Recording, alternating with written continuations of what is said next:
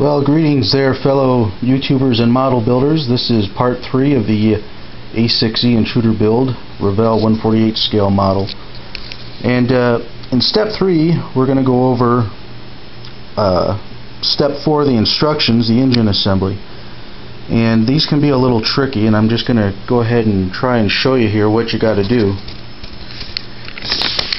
I pre-painted these because, as you can see, and hopefully that you can see, it's going to be a tight fit in there if you put it together without painting, and this has to be painted white, or it can be painted any color. You can paint it blue if you want, it doesn't matter, but technically correct, it's white. And I pre-painted because otherwise it's going to be really difficult to get in there. You got the fan of the Pratt & Whitney J52 turbofan. So it's very important that when you put these together that this part here lines up flush, or actually is in a little bit to this part here. Otherwise, when you get ready to put it on the jet, it's not going to line up like it is. You're already going to have a gap there regardless. You're going to have to putty, but if you don't put these two parts together correctly, it's not going to fit properly here on the plane. So I'm going to do it here and show you that inside you kind of have these little recessed lines as far as where it's supposed to line up to. And it's very important that you always dry fit your pieces if possible. Always try to dry fit and get them to go together before gluing, because once it's glued, well, you're kind of screwed. Once it's glued, you're screwed. So you get it on there and really get it on there. It's really got to go in there. Force it up. You really got to get that going up there. Not too much, but about right there looks good. And then check it on your plane.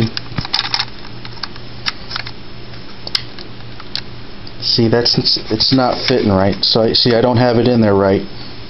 So this is tricky. Got to go back and see what I did wrong here.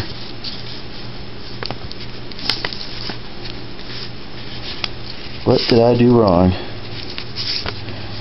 There we go. Let's see if that works. There again, make sure it's... See, I can still see some protruding out the back. So there, it's right there. See, it's still not fitting right. Still getting a gap, it's just not fitting right there. So get it again. Push it up a little bit more. Man, all this time this model had been going together so well, and then I came to this part and it's like, damn. Okay, there, I got it. It's right on where it's supposed to be. It's going to fit just right.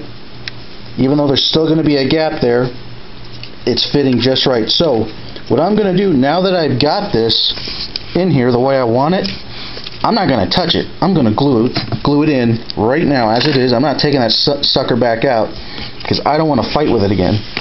So this is what you do. You just get that glue in there, let it run down, let it do its thing, let all that toluene start to eat that plastic. And that's all you need. That'll do it. And once that's dry, we're going to stick that baby on there and let it dry, putty it. Now, yeah, as you can see, I haven't made too much progress since the last video, but I just wanted to show you, and hopefully I'll review this after I'm done. Hopefully it'll come out clear enough that you can see what I was doing. It's just very important to make sure that these are put together properly before you stick it on the jet, because otherwise it's not going to go on right. It's going to look bad. You're going to have a big gap, and if you want to do it right, you know, if anything is worth doing, you're going to have to do it right. Or if anything is worth doing, might as well do it right, I should say. And always make sure you dry fit, because once you're glued, you're screwed.